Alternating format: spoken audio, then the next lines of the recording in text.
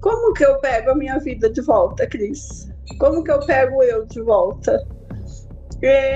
Eu sou acabada como mulher, Cris. Eu não existo como mulher, entendeu? Tem a mãe, tem a professora, tem a irmã, mas e a mulher? O desabafo emocionado é da professora Maria Aparecida de Fátima, que decidiu falar abertamente sobre o caso.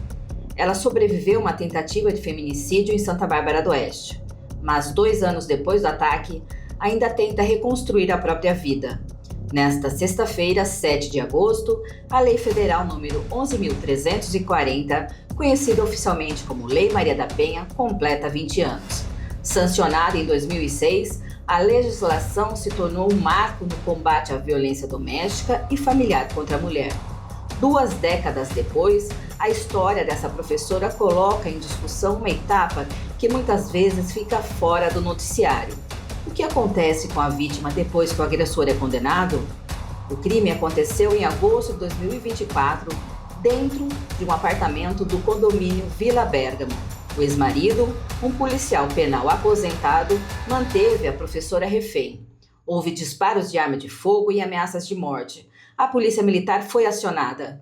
Com a chegada do GAT, o grupo de ações táticas usou explosivos para romper a barricada feita na entrada do imóvel.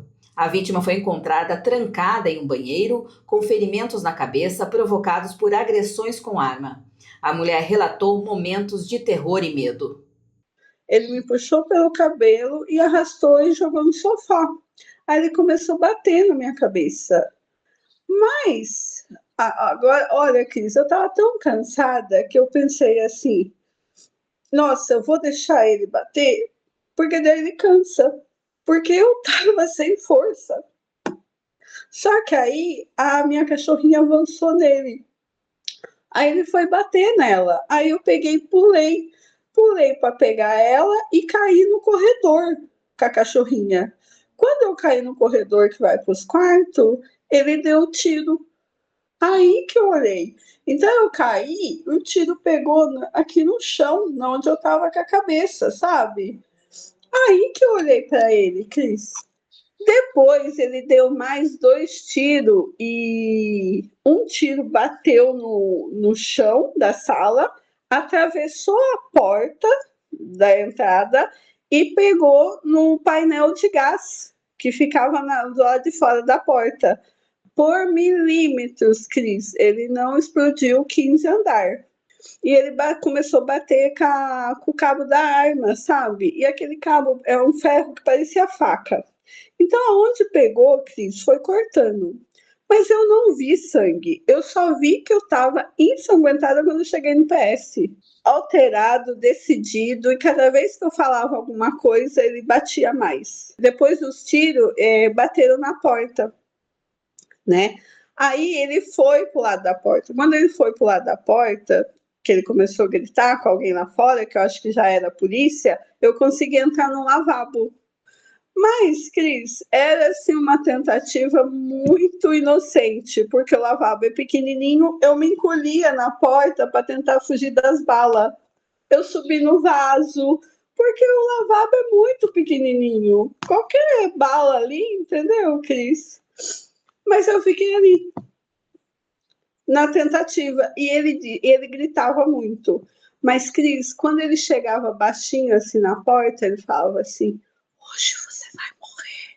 Hoje... Aquilo me apavorava. A perícia encontrou 3 cápsulas deflagradas e uma munição intacta. O policial penal foi preso. O caso chegou ao tribunal do júri. O réu foi condenado a 12 anos de prisão em regime fechado por tentativa de feminicídio triplamente qualificado, além de tortura e porte ilegal de arma de fogo. A condenação representou o reconhecimento pela justiça da gravidade do ataque, mas não resolveu todos os problemas de quem sobreviveu à violência. Os danos referentes ao apartamento e outros 8 imóveis que foram afetados pelas explosões estão sendo cobrados da vítima. O impacto chegou também ao trabalho.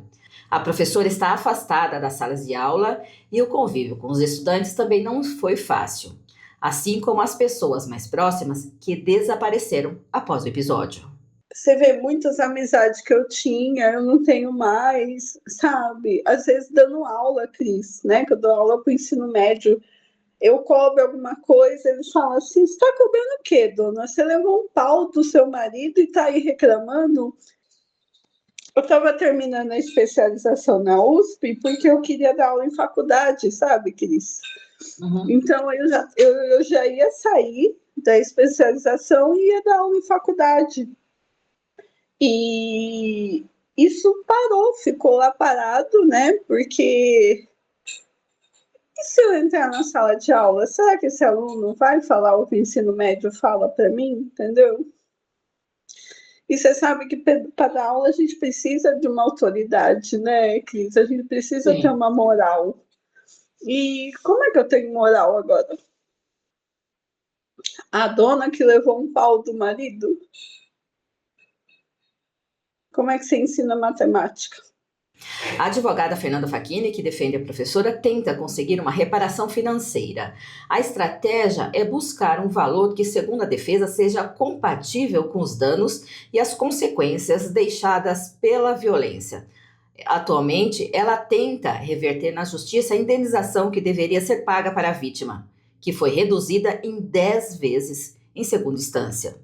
A indenização da Aparecida, ela foi diminuída, né, sem justificativa, pelo Tribunal de Justiça de São Paulo, e houve sim um recurso que foi interposto, e o Ministério Público concorda com o provimento do recurso, e nós estamos aguardando a decisão de instância superior. Mas houve assim uma diminuição, aconteceu um acórdão de segundo grau, que ainda não transitou em julgado, mas desse valor de 100 mil que foi fixado pela Justiça de Santa Bárbara do Oeste, aqui no plenário do júri, foi fixado em sentença 100 mil de indenização, foi reduzido para 10 mil. Então, com essa redução, eu tomei as medidas cabíveis aí como advogada da Aparecida, e nós estamos aguardando decisão de instância superior. A renda que ficava comprometida para o pagamento, inclusive do aluguel das despesas da casa, era da Aparecida, que atualmente é professora na rede de ensino público. Ocorre que, ao deixar o imóvel, ela precisou quitar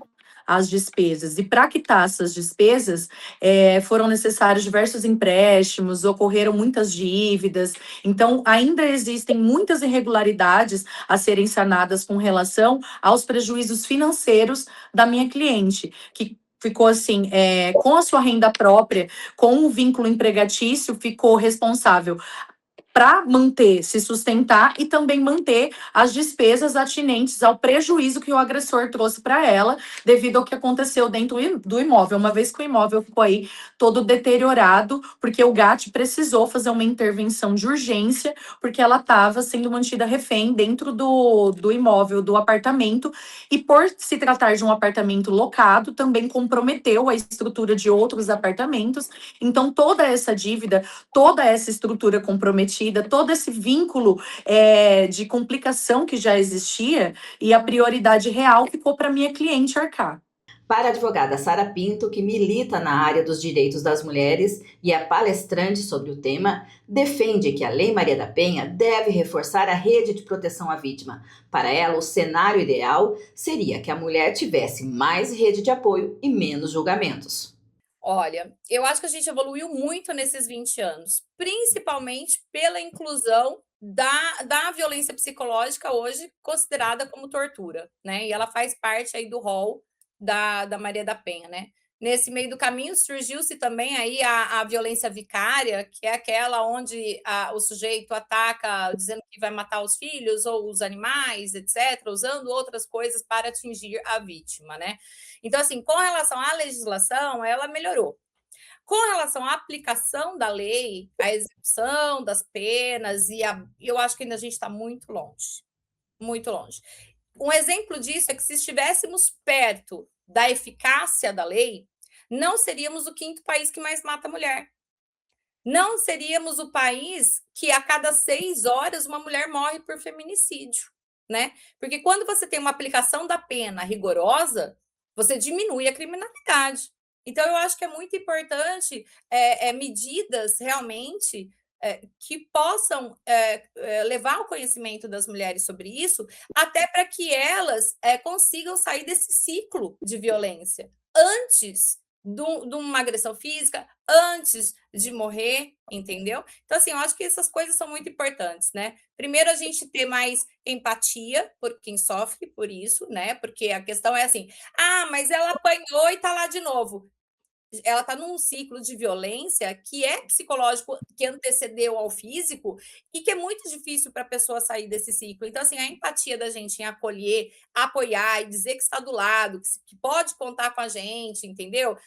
Incentivar a tomar uma medida é muito importante do que julgar. Eu acho que a gente tem que parar de julgar as mulheres que estão vivendo nessa situação, porque isso não escolhe raça, isso não escolhe condição social nem financeira, menos ainda a questão educacional. Isso pode acontecer com qualquer mulher, em qualquer situação, mesmo uma mulher de liderança. Os números mostram que a violência contra a mulher continua sendo um problema de grandes proporções. No primeiro semestre de 2026, o Brasil registrou 741 feminicídios, segundo o Ministério da Justiça e Segurança Pública. Foram quase 4 mulheres mortas por dia. O número representa uma redução de 2,5% em relação ao mesmo período de 2025, quando foram registrados 760 casos. Mas o feminicídio é apenas a parte mais extrema de um problema muito maior. A pesquisa Visível e Invisível do Fórum Brasileiro de Segurança Pública, em parceria com Datafolha, mostrou que 37,5% das mulheres com 16 anos ou mais relataram ter sofrido algum tipo de violência nos 12 meses anteriores à pesquisa. A estimativa é de 21,4 milhões de brasileiras. É o maior percentual da série histórica do levantamento. E o ambiente doméstico continua sendo um dos principais cenários da violência. Segundo o 19º Anuário Brasileiro de Segurança Pública, em 2024, a Polícia Militar recebeu 1.067.000 chamados pelo 190 relacionados à violência doméstica. Isso representa, em média, 2 chamados por minuto.